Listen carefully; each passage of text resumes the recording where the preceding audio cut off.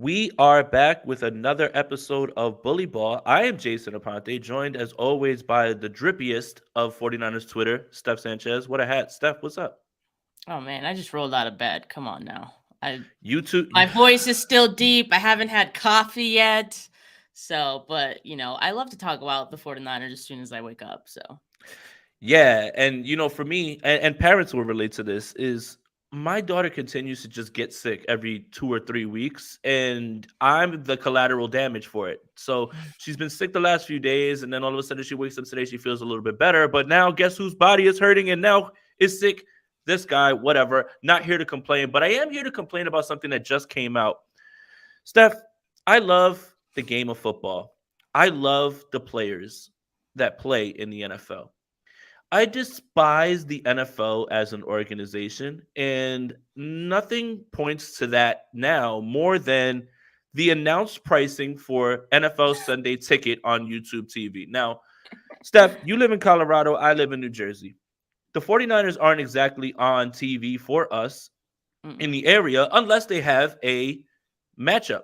Now, I mean, like Sunday Night Football, Thursday Night Football, it's got to be national TV. For me, I have found a way to watch them. I will not reveal that on here.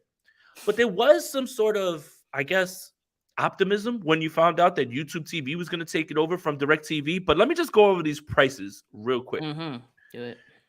YouTube TV subscribers, meaning you have to be subscribed to YouTube. You have to be subscribed to YouTube TV. It's $349 for the season, $249 if you purchase before June 6th. It's $389 and $289 if you purchase early if you bundle it with Red Zone.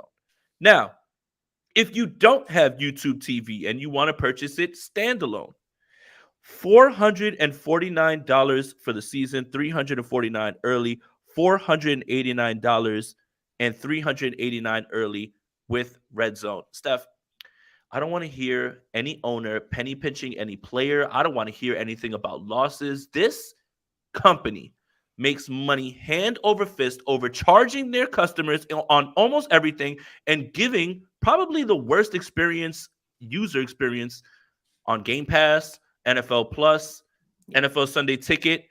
What am I missing here, Steph?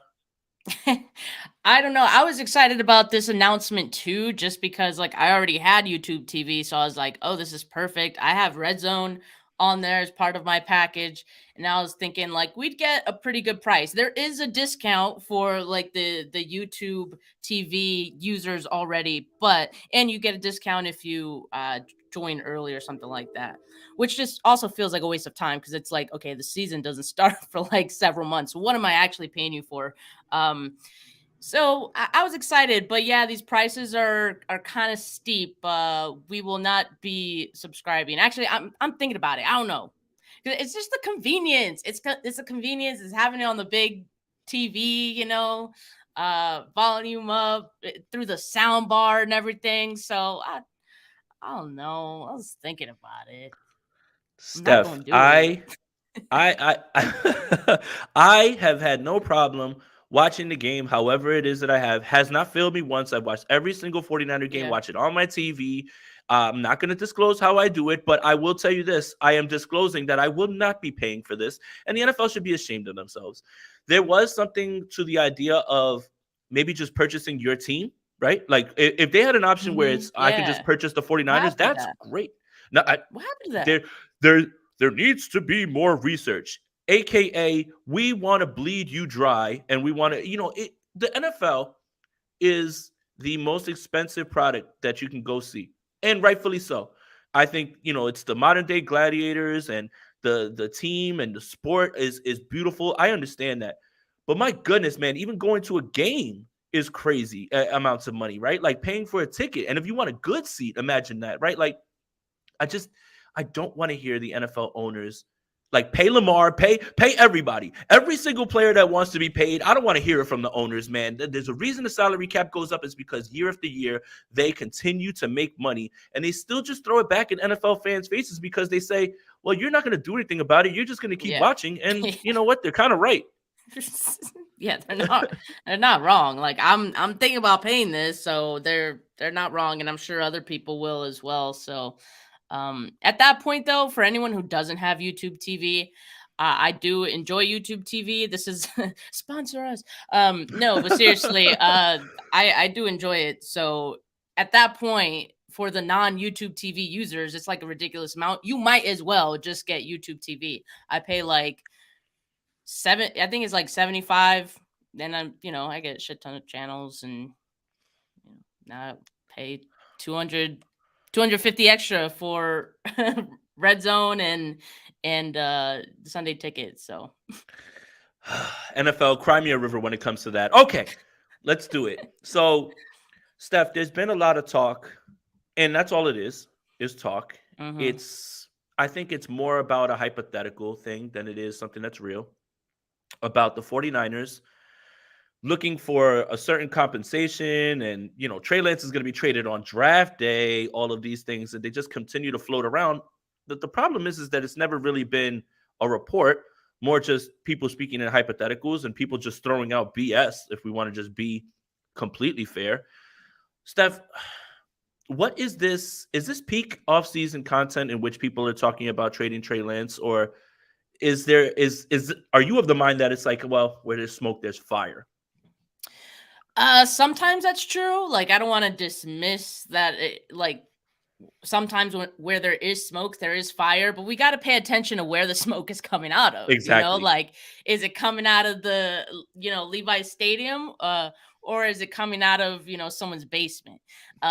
So I think Damn. right now, what we're hearing in regards to Trey Lance possibly being, traded before or during the draft, I think that's very misinformed, and clearly, like, you're not looking at all the facts. Like, there's no way you're looking at all the facts if this is what you're hitching your wagon to. You know what I mean? And you're making bets, and you're telling people he is definitely going to be traded during the draft.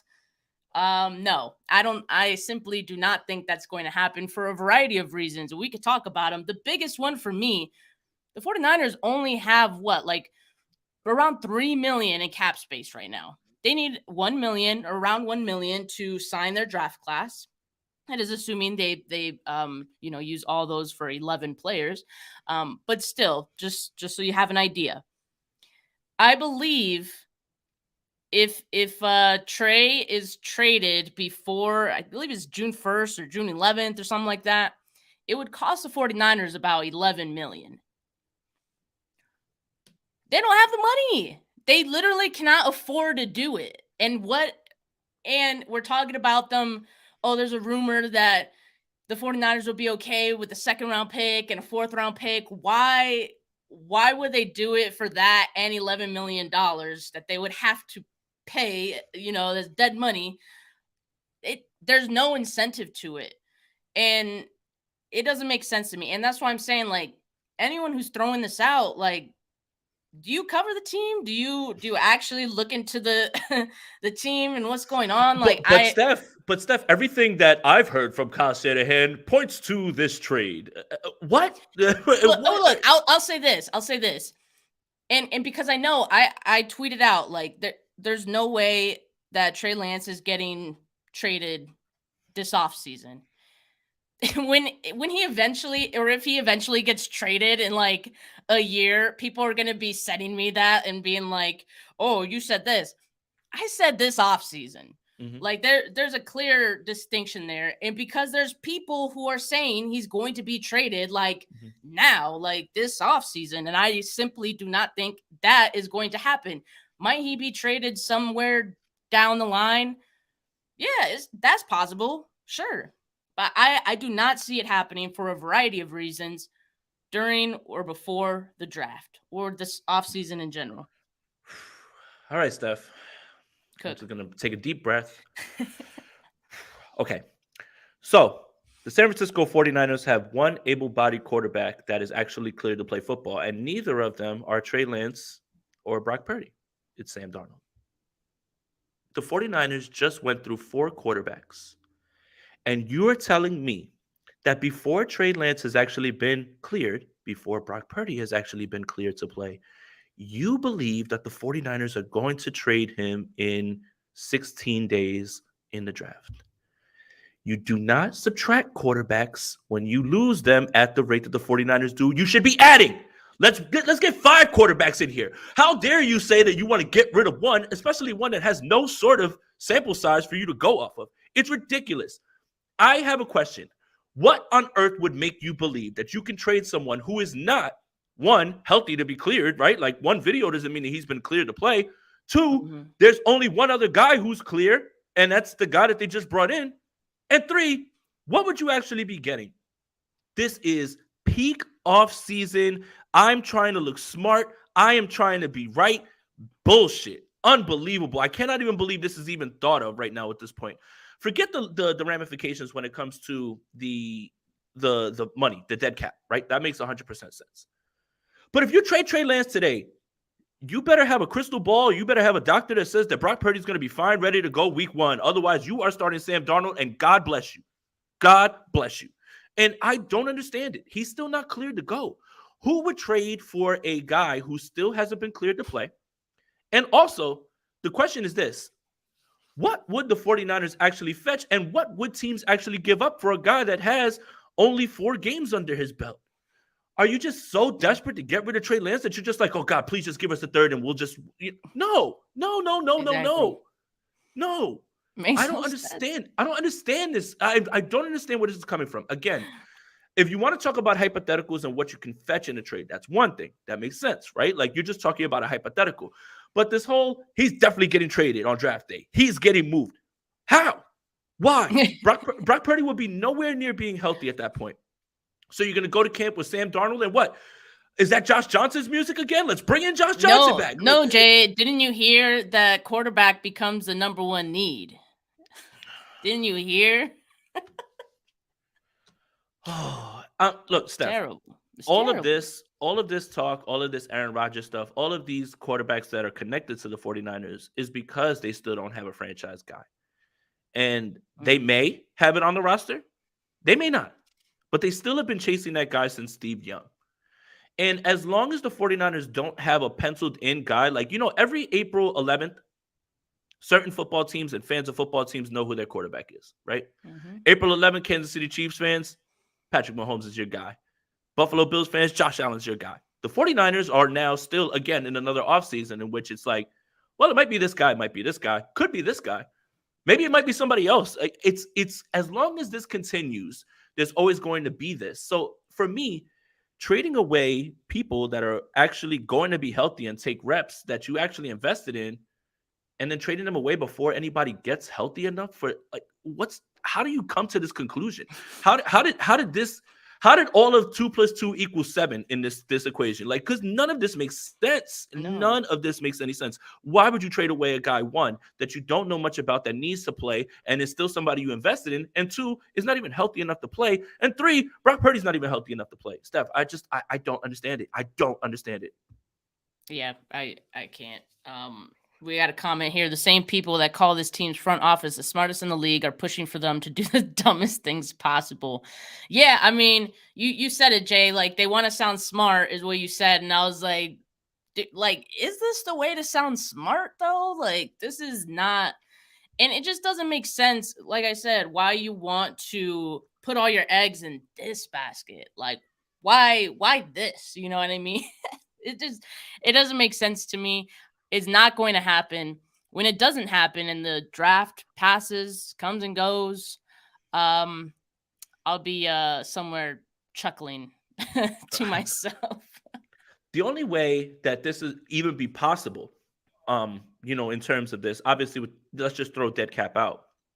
The only way that this would be possible would be Brock Purdy's been completely healthy and never tears his UCL, and he's just ready to roll as season's beginning, or the 49ers traded for 12 for Aaron Rodgers, and they figured out a way. That's the only, you can't trade away a guy that is going to be one of the 2 able-bodied quarterbacks that you need to run camp. And then what are you going to get? It baffles me that this can even rattle around in someone's brain, and then all of a sudden this is what you came up with. I don't understand it. I really don't. And you're selling people on if you're trading him, you're selling people the idea of what Trey Lance can become. And if I'm an NFL franchise, and this is no disrespect to Trey Lance because I still think he has tremendous upside and I think he can do it. I'm not sending you a draft pick to bet on, something that I haven't seen with my own two eyes. I mean, why would you give away a draft pick to a team that, if this is true, is desperate to move away from Trey Lance for some reason? If the 49ers are getting rid of him for a third round pick, then they're trying to avoid him like the plague, because they wouldn't even do that with Jimmy Garoppolo. They didn't even want a third for Jimmy, right? Like, they were like, no, we can't. But now, oh God, just please give us a third and we'll give them to you, please. None of this makes sense. 2 + 2 does not equal 7 here in this one, Steph. I'm sorry. And it's not surprising, or it wouldn't be surprising if there were other NFL teams who were interested or, calling about Trey Lance. Like, that would not be surprising. There's a lot of quarterback needy teams. There's a lot of talk of Trey Lance being available. So I think just off of that, teams are going to want to inquire. That makes complete sense. But as of right now, to your point, Trey Lance doesn't have a whole lot of value. That's another reason why I think some teams are like, hey, what's the lowest you would go for Trey Lance, huh? But I just don't see that happening from the 49ers standpoint. What incentive do they have to do this now at such low value? I think they need this offseason to see if he could build some of that value. They need some of this season, maybe the first 4 weeks of the season, and see how that goes to build some of that value, and then see where that goes from there. But as of right now, he doesn't have a lot of value. No, and it's less about what you believe about the player and more about, I need to see it. And this is a results-driven business. Unfortunately, in the first year, he didn't play. He got injured last year. But you would be betting on something that you haven't seen. Now, either you have a crystal ball or you are so dug in on the conviction that you really believe this will happen, which many people are. And that's okay if you feel that way. But it's hard for me to see a franchise to go out of their way and give away a draft pick or a high draft pick on the idea of Trey Lance. And I think that's where we are. It's just, again, Steph, I need the draft to come already, man. Guys, look at some draft people. Go evaluate the draft. Stop bringing this up about, please, man, stop bringing this up about Trey Lance. I don't understand it. You have a team that has 3 picks at the end of the 3rd round. There are so many players that you should be evaluating at this point. Goes to show that some people really don't care about the draft process, and some are just dug in on trying to create controversy. And I just don't understand it, man, especially when there's ways to create controversy without just making stuff up that doesn't even make sense, right? We can put dots together and we can say, oh, wow, I never thought of it that way. But when you put all this together, none of it makes sense. None of it makes sense at all, from a financial standpoint, from your investment, from what the players are on your team. It's 10:25 in the morning. I gotta chill out, man. It's just, I don't understand, Steph. I'm sorry, man. I really don't get it. This early in the morning. Oh my God, man. My God, please, let's evaluate some draft people. Go look at some linemen. Go look at some safeties. Go look at some corners. Go figure out what the 49ers need to do to help build this team up, man. Let's talk about free agents, something else. It can't just continue to be, well, they're going to trade Trey Lance. How? He's not even clear to play football. Let's start there. Let's get him doing that, and then we'll talk about that. Right. That's kind of important. It's minor detail, really important one. Oh, my God. All right. And then, all right, so let's tie this back to Aaron Rodgers, right? Because I don't think we talked about that. Last episode, we talked about Kirk Cousins. More quarterback talk. Let's do it. So the Aaron Rodgers thing, it kind of comes up because I'm a New York guy, right? So I know who Craig Carlton is. And he used to have a show with Boomer Esiason. I'm not sure if he still does, whatever it is. But Craig Carlton goes on his show and he says that there's a surprise team waiting in the wings if the Jets fumble the bag on Aaron Rodgers, and it's the San Francisco 49ers. I want to say this. Craig Carlton has no connections, never broke anything for the Jets, never broken anything for the Liberty, the Knicks, the Yankees, the Mets, the Islanders. So now, all of a sudden, he has this hot tip that the 49ers have talked to the Packers about Aaron Rodgers. And there's even a proposed trade of a first and a third for next year's first, and I think 2/3. I was about to say, wait, which first? Yeah, next year's first and 2/3 the 49ers are offering, which blows away pick 44 and everything that the Jets are trying to send for Aaron Rodgers. 2 questions. First of all, One, if there is a deal on the table and the 49ers are offering a first and 2/3, why haven't the Packers just run to the commissioner and gotten this done?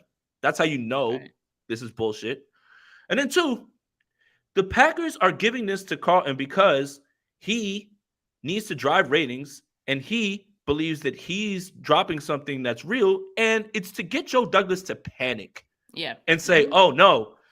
Third, Steph, the 49ers are always going to be in these discussions until they find the guy. And that's the most frustrating part.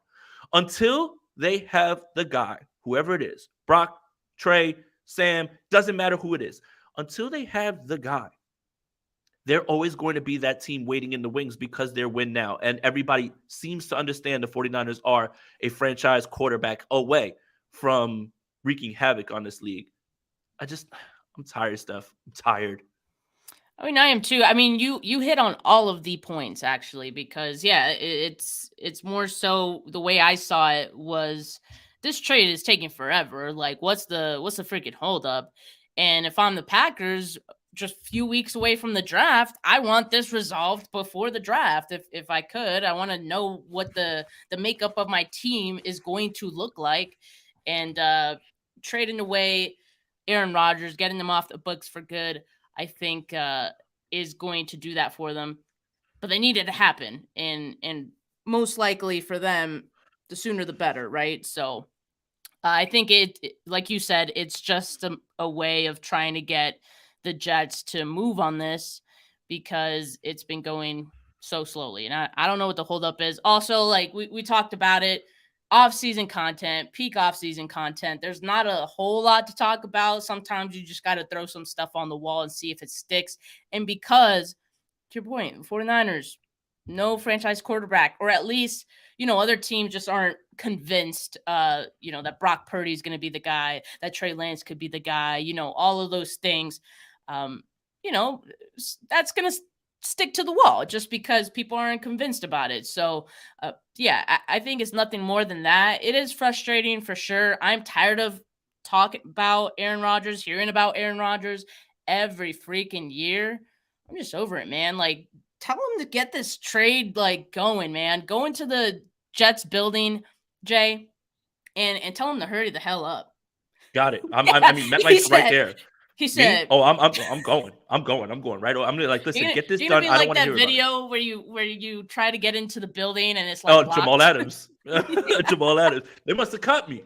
Um, but yeah, unfortunately, these will persist. And the same thing, like what we talked about last week with Kirk Cousins, is again that timeline at the combine kind of adds up because John Lynch was talking about, well, Brock Purdy, we don't know until we get in there. You have optimism that he'll be ready to go, but unfortunately, anything's on the table. So, and as long as Kirk and Kyle have this, relationship in which it's kind of like forbidden love, there's always going to be those sort of questions. So, uh, goodness gracious, man.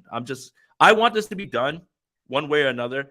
And I'm just asking the 49ers for our sake, can we please just have the guy? I really don't care who the guy is, but I would love to be one of these teams. Like I see what God has done for a lot of other football fans, and I want that for us.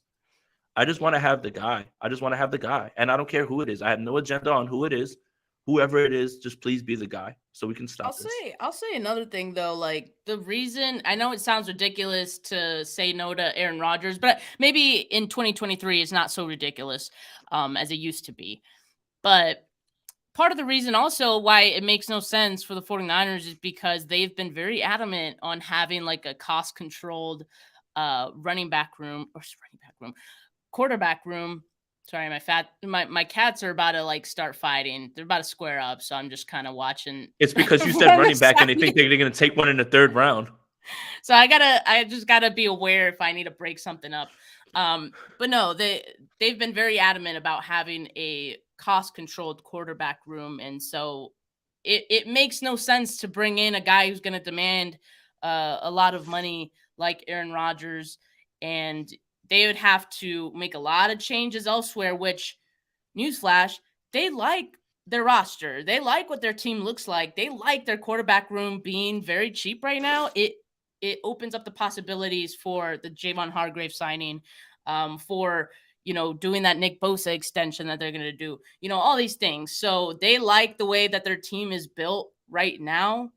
Aaron Rodgers, Kirk Cousins, they don't fit into the equation.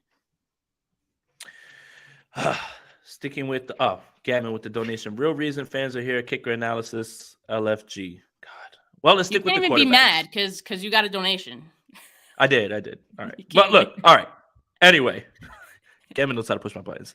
So, kind of switching over, Mike Clay of ESPN, he does incredible work, man. I'm a big fan Yep. of Mike Clay. Apparently a bit of a fantasy guy, but I like to think that he's one of the fantasy guys that has a good feel for actual football. And, Mhm. I understand fantasy football is just about numbers and what you can do. And a lot of people I think they get their player evaluations mixed up with how they performed in fantasy. Like I've always seen that when I talk about a player, well, he's not good. He only scored me 5 points. Yeah, but there's like more to football than fantasy points, and that doesn't mean anything at this point. So my thing is this. Mike Clay puts out a ranking of each position group on every team. It's a great table. I think it's an amazing table. So obviously the 49ers are on this list somewhere. So we're starting with quarterback. Let's continue with quarterback and see where Mike Clay ranked him. So out of 32 teams, he has the 49ers quarterback position as a whole, not just one player, 24th.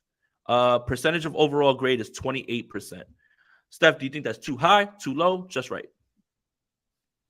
I would say that's just right. I mean, just because the sample size has been so small for all the 49ers quarterbacks, honestly. So I think it makes sense. Yeah, what Brock Purdy did was impressive. Yeah, Trey Lance has this high ceiling, or so like that's all we've heard, right?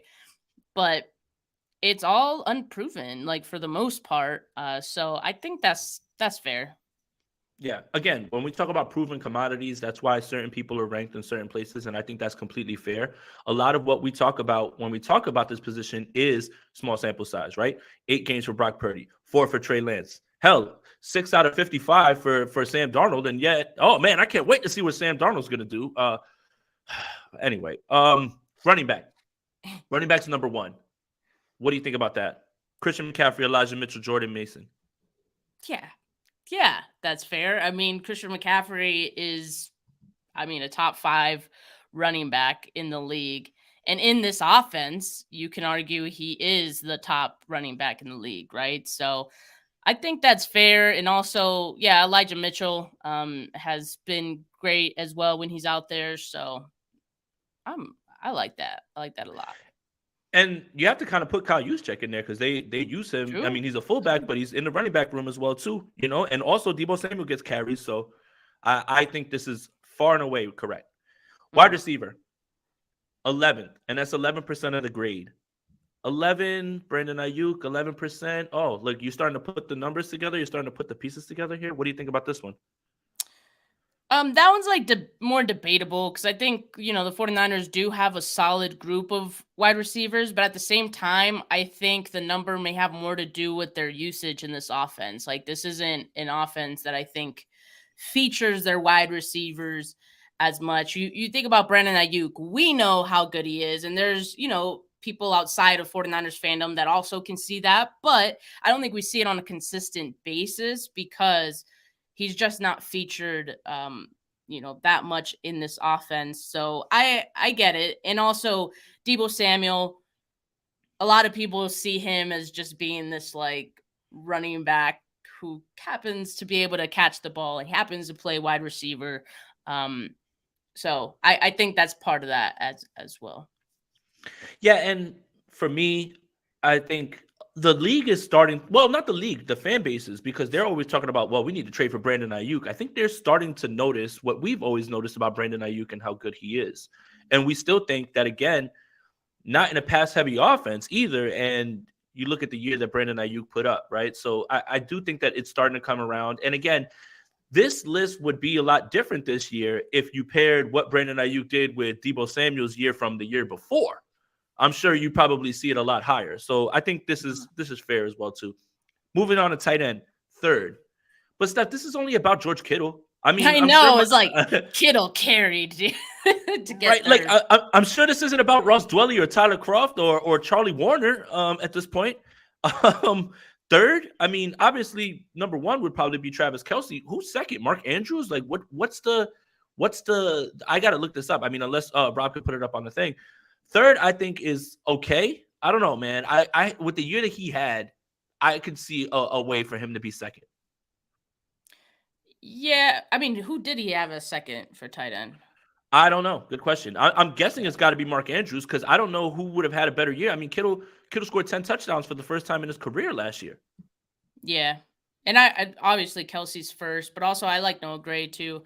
Um, so yeah, I mean George Kittle carried on that one, and it makes sense because a lot of It is Mark Andrews, by the way. okay, a lot of teams don't feature more than their starting tight end, right, or their Hmm. first tight end. So it makes sense that that's such a big part of the overall grade, and it makes sense. I'd put Kittle third as well. I think. I got him second, man. I mean, I think Mark Andrews started off very well this year. Obviously, his play declines when Lamar Jackson gets injured, but Kittle's didn't decline when they went through all their quarterbacks, and him and Brock Purdy lit it up at the end of the year. I think that George Kittle far and away had a better year than him. I don't know if it had anything to do with the ranking, but I would like to see Kittle week one come out the gates like full season. Like give me that full season. Maybe we will see that with like Brock Purdy as a quarterback. I don't know, but yeah, I would like to just see more consistency, I think. Okay. This one is going to shock people. Offensive line, 30th. That means third worst in the NFL. Now, let's take a look at the concerns that we had in the offseason last year with the offensive line. Uh-oh. We have two tackles. We know what to expect out of both of them, but both our guards and our center are brand new. Uh-oh. We don't know what's going on. Well, now, this year, the only real question is right tackle at this point. I would think that you'd be a little bit more confident in this offensive line than we were last year. Last year kind of played out well. What do you think, Steph? Well, that's what I'm saying. Like, so it are these rankings based on going into 2023? It seems like that, right? To put them 30th, it has to be based on like this season, this upcoming season, what we know so far. There's no way like what they had last year would be ranked 30th, I don't think. So I think it's the uncertainty, no right tackle, quote unquote. Um some questions, but overall, I think that's a little harsh. I think they'll be okay. I get from the outside looking in, why it may be concerning for some, but you could have argued the same last offseason going into the 2022 season. Three new starters, like that would have had some people in a panic. I think it did have me in a panic through It had us training. all in a panic. Yeah, through Uh-huh. training camp and before week one and all that. So kind of a similar situation, but not as bad. So I think this is a little harsh, but from the outside looking in, I get it, I guess. And Kenny says Clay is basically saying the line is as good as it is because Shanny props it up with his scheme. And I think that's very fair as well, too. Yeah. I'm just talking about from a question mark standpoint. Last offseason, we were like, oh no, interior line. Jake Brendel's only started 3 games. What's Aaron Banks going to be? A lot of people wrote him off before he even had a chance to play. And then you get a starting right guard who, for the first time, the 49ers kind of just went to a rookie and said, go, like, get in there. And the last time they did that, like, was with Mike McGlinchey. So I just think from a question mark standpoint, we have a far better grasp on this offensive line this year. So Yeah. 30 out of 32, I don't know, man. That does feel a little bit harsh. But And to Uncle Salty's point here in the comments, Trent Williams should have the 49ers offensive line in the top half by himself. I mean, if we're going to rank like tight end 3 just based off of Kittle, why doesn't Trent Williams have that same pull for this offensive line? He does have that big of an impact on this group by himself. So yeah, 30th is harsh. It's a little harsh for me. Steph is cooking early in the morning today. All right, defensive tackle. No coffee yet. No coffee yet, man. Imagine. And usually, people say don't talk to me until I have my coffee. Not Yeah. Steph. Not Steph Sanchez. No. Defensive tackle, second, and that's 8% of the grade. So that's Javon Hargrave and Eric Armstead. this feels right. It does. I'm actually surprised though. Like it's great that Javon Hargrave, obviously the one of the best, if not the best, defensive tackle right now. But I was thinking they'd count in like Javon Kinlaw, who's not so great, and you know I like this though. I think this is a good one. Maybe a little higher than I would have expected, but I think it's right. Yeah, I think this feels right. I mean, this is probably the best duo. I mean, unless I'm missing someone else, Hmm. in the league, obviously I am missing someone else. They were ranked number one.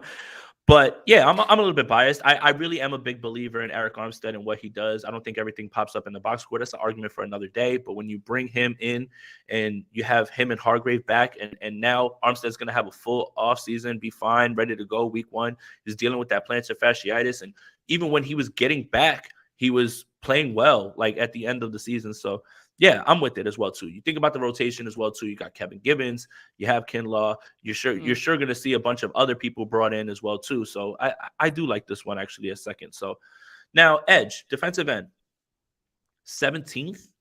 Now to be fair, again, and this is what we're talking about, right? Trent Williams should have the offensive line a little bit higher. George Kittle's propping up this entire tight end room. Nick Bosa's pretty good at football, huh? Like Nick Bosa, Drake Jackson, Clean and Farrell. I think that's kind of the point here. And they did lose Samson Ebukam and Yeah. Charles Omenihu. So after Bosa, it does feel a little bare. What do you think about this one? Yeah, no, I think that's totally fair. I think that's the reason behind this ranking. I mean, like we said, clearly like these are going into 2023. The draft hasn't happened yet. We know the 49ers probably going to, draft another edge guy, and it's because they need guys. They lost a bunch this free agency period. So, it makes sense for them to be 17th. I mean, we've seen in glimpses that Nick Bosa, as good as he is, he can't do it all on his own. You know what I mean? So I think this ranking is kind of reflective of that. Right. And again, this is as the roster stands. There's still things to be, Yes. there's still a Yeah. bevy of impact players that haven't signed as well either. So that's something else that we need Hmm. to like consider when we're talking about this. Okay. Linebackers first. I don't think anybody's going to argue that. I don't think that's pretty set in stone at this point. What do you think, Steph? Yeah, I like that. And I like that it's first, even with the Z's, having left. Leaving. Yeah, so I think it just speaks to how highly respected Fred Warner and Greenlaw are. I do think Warner carries this one, obviously more so than Greenlaw. Um, but in comparison, you look at other teams and their linebacker groups, there's no one on the 49ers level. They only wish to get to that level. Everyone's still trying to find the next Fred Warner. Hasn't happened yet. Yep. I mean, and people are just going to start drafting linebackers with dreads at this point, hoping that they find Fred Warner. That's probably got to be the key, right? Of great hair. I think people are, there's a lot of talk about hair now on the 49ers Twitter, but I think there might be a little Well, bit of lack power of in lack Fred Warner's hair. thereof. Why did you have to do that? Like I Because shouldn't I even brought knew it up I anyway. knew why you said that. Let's not act I stupid.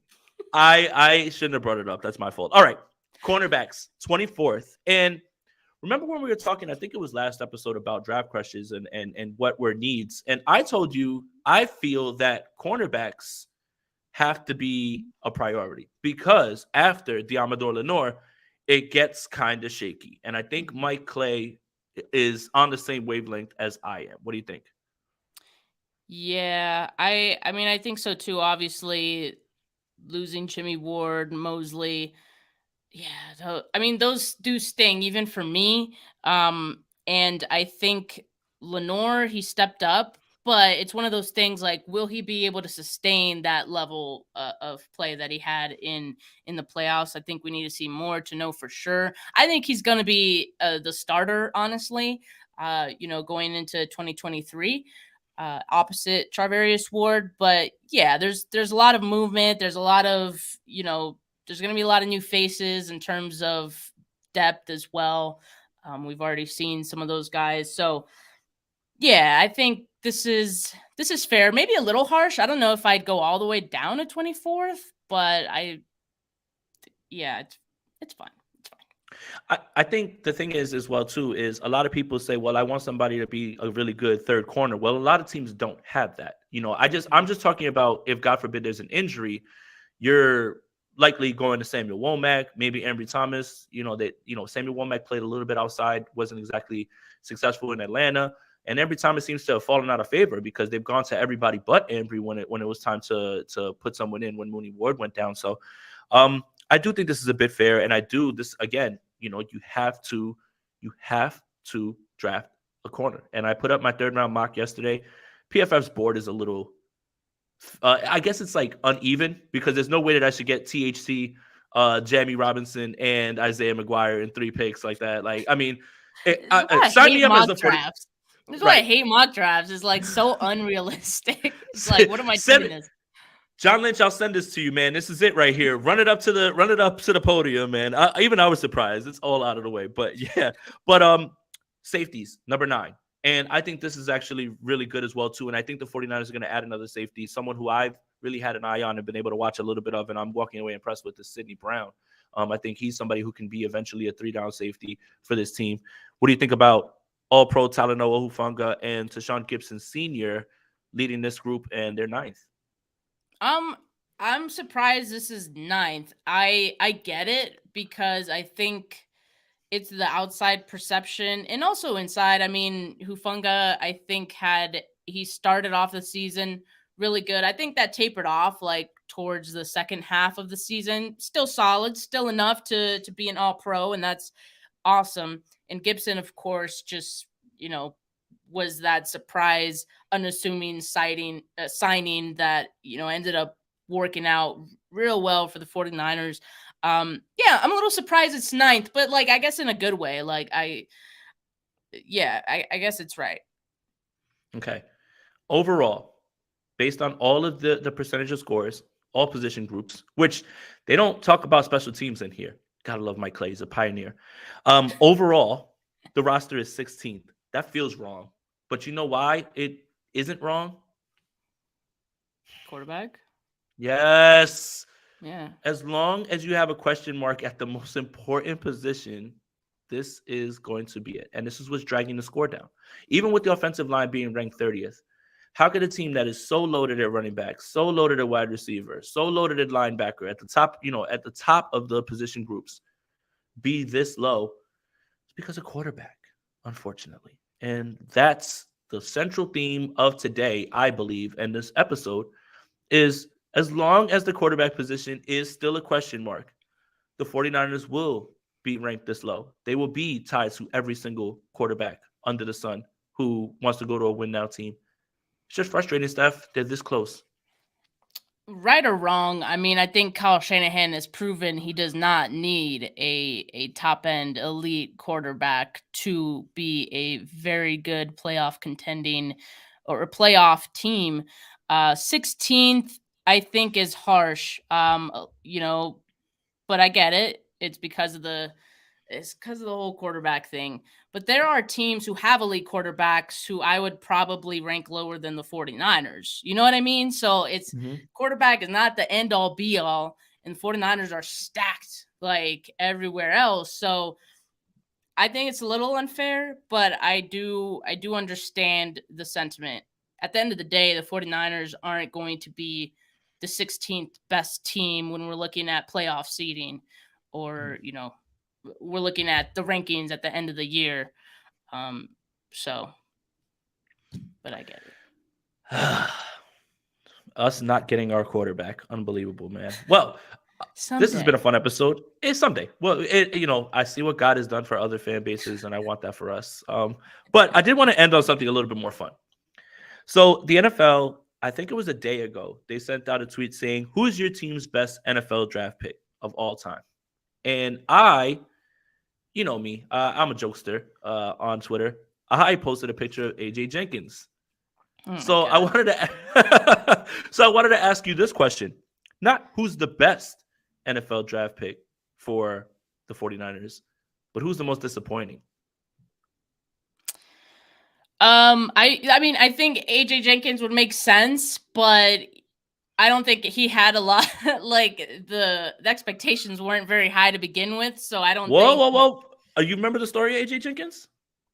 Yes, I remember when he got drafted, I was like, "Who the hell is that?" I mean, I Well, wasn't like as much into the draft and like covering the 49ers as I am now, but I was like, well, "Who's this goober?"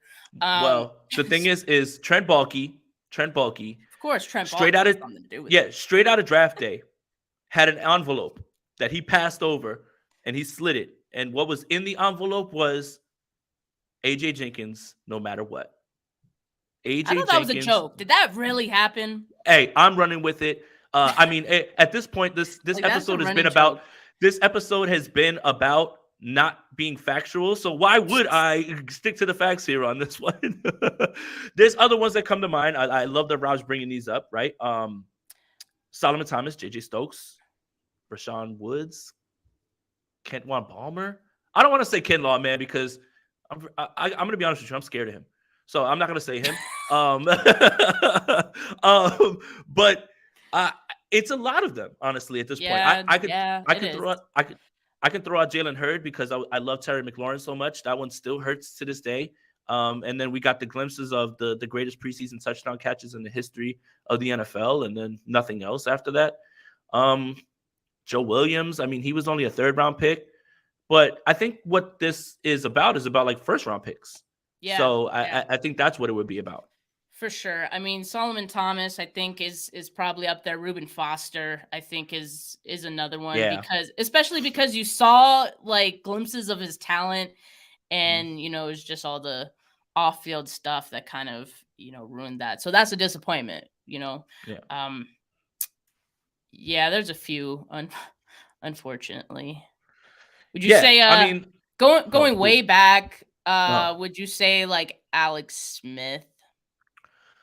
that one's tough because initially that's what that looked like, but then they were able to get juice from him at the end there. But was it enough to combat that? I think the overarching sentiment about Alex Smith was more Mm-hmm. about the situation he was put in, right? And I think a lot of that had to do with it because he did become so solid later on. So I don't know if he would be as disappointed, but when you draft somebody number one, you think that you're getting a franchise changer. So in that But regard, he might be a disappointment. and also, like, unfortunately for him, like, he was always linked to Aaron Rodgers. So I think in that regard, that was more of a disappointment from the 49ers standpoint, like decision making more so than like Alex Smith, the person and the player. Giovanni Carmazzi, anybody? All right, enough, man. This episode is now going to make. I'm going to close this episode out, and I'm going to go cry now and think about all the players that have disappointed the 49ers.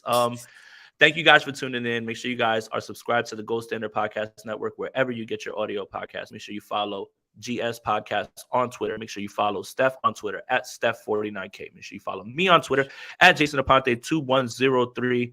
For Steph, for Jay, we're out of here. Peace.